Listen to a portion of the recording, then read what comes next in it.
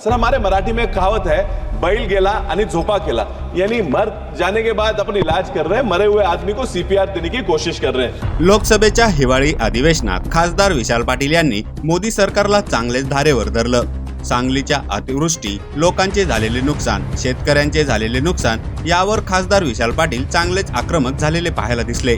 विशाल पाटील यांनी आपल्या 3 मिनिटाच्या भाषणात सभागृह चांगलंच दणानून सोडलं। हे लोक मेल्यानंतर लोकांचा उपचार करतं, पण तो बरा कसा होईल यावर मात्र हे सरकार काहीच उपाययोजना करत नाही, असं म्हणून विशाल पाटील यांनी भाषण गाजवलं। धन्यवाद अध्यक्ष महोदय, जो आपने मुझे आपदा प्रबंधन संशोधन विधेयक 2024 से बोलने का मौका दिया। मेरा राज्य महाराष्ट्र और खास करके मेरा निर्वाचन क्षेत्र सांगली लगातार आपदा से जूझ रहा है।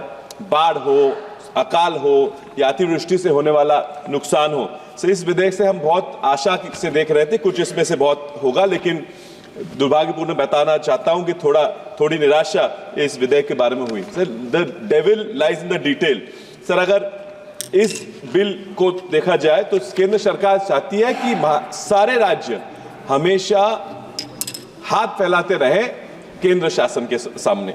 सर क्लॉज 37 में कंपनसेशन, जो मुआवजा, ये लफ्ज निकाल के क्या पीड़ितों का अधिकार निकालने की कोशिश हो रही है, आप बता सकते हैं। सर स्टेटमेंट्स ऑफ ऑब्जेक्ट्स और रीजंस में कहा है कि सरकार मुआवजा नहीं सिर्फ राहत देती है, तो क्या जिम्मेदारी झटकने की कोशिश सरकार की हो रही है। सर मेरे निर्वाचन क्षेत्र में बाढ़ के कारण गांव से बाहर निकलने में नाव पलटी होकर 17 लोगों की मौत हुई। इन 17 लोगों के कुटुंब को, परिवारों को क्या राहत दोगे? उन्हें मुआवजे की जरूरत है, क्या मुआवजा देना सरकार का काम नहीं है? सर अतिवृष्टि के कारण, बादल फूटने के कारण बहुत लोगों के फसलों के नुकसान हुआ है। अलग अलग फसलों का नुकसान होकर क्या उनको मुआवजा देना सरकार अपनी जिम्मेदारी नहीं समझता? सर गाय और भैंस जो अपने जिन पे हम जीते हैं, वो बाढ़ उनको नदी के साथ बहाकर ले गई, उनको मुआवजा देना क्या सरकार अपनी जिम्मेदारी नहीं समझती? सर सुप्रीम कोर्ट ने कहा कि disaster fund disbursement can not be discretionary, but this bill further centralizes an already heavily centralized disaster management system. Sir, I appreciate कि आपने अर्बन डिजास्टर मैनेजमेंट अथॉरिटी की स्थापना की है, बहुत अच्छा कदम उठाया, लेकिन इस बिल में शायद जो बाढ़ के कारण है, इंटरस्टेट डैम्स में जो फर्क होते हैं, इंटरस्टेट डैम का कंट्रोल भी अगर आप बिल में ले आते तो बहुत सुविधा हो जाती। कुछ इंफ्रास्ट्रक्चर क्रिएट करने की, जैसे जहां ज्यादा बाढ़ आती है, जहां ज्यादा नुकसान होता है, एसडीआरएफ एनडीआरएफ का जल्दी वहां आने के लिए रेलवे स्टेशन हो, एयरपोर्ट, सांगली जगह में आज भी एयरपोर्ट की निर्मित नहीं हो पाई है।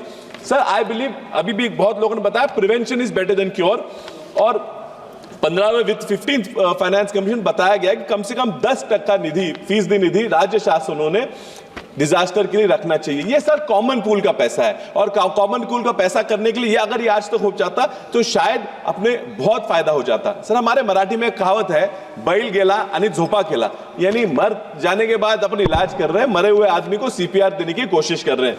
इसलिए सर इस बिल में एनडीए में को एक अलग डिपार्टमेंट का अगर अपन स्टेटस दे देते तो शायद बहुत अच्छा हो जाता। सर एनडीएमए को 24 घंटे 7 हफ्ते में 7 दिन काम करने की बहुत जरूरी हमें लगता है।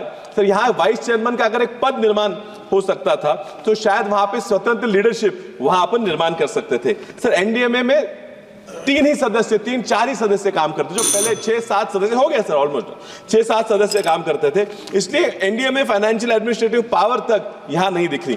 अंत में मैं यही कहना चाहूंगा कि इस बिल को रिविजिट किया जाए, इसमें डिजास्टर मैनेजमेंट के लिए जो फ्रेमवर्क तैयार किया जाएगा वो प्रोएक्टिव हो, वो रिएक्टिव ना हो, जाके स्टेट्स, लोकल बॉडीज को थोड़ी एम्पावरमेंट दी जाए। इस बार में इतना कहना चाहूंगा। धन्यवाद अध्यक्ष महोदय। श्री डीन कुरिया, या व्हिडिओवर तुमची प्रतिक्रिया कमेंट बॉक्समध्ये नक्की लिहा, आणि व्हायरल मराठी चॅनलला सबस्क्राइब केले नसेल तर सबस्क्राइब करायला विसरू नका।